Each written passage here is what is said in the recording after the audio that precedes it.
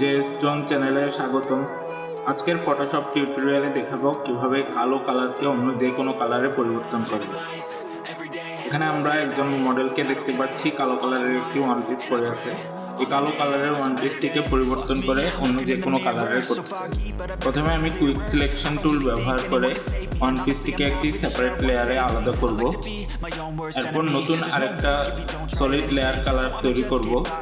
এবার মাউসের কার্সরটিকে নতুন এই দুটি লেয়ারের মাঝে রেখে কিবোর্ডের অল্ট কি প্রেস করে ক্লিক করব।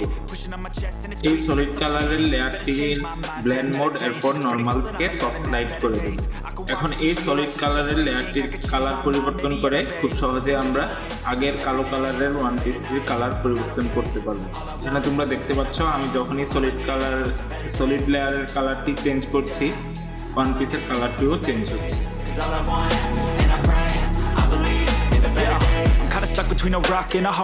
আশা করি এই টিউটোরিয়ালটি তোমাদের কাজে লাগবে। এরকম নতুন নতুন আরো ফটোশপ টিউটোরিয়ালস পেতে আমার যে স্টোন চ্যানেলটি সাবস্ক্রাইব করে বেল আইকনটি বাজিয়ে দেবে। ধন্যবাদ।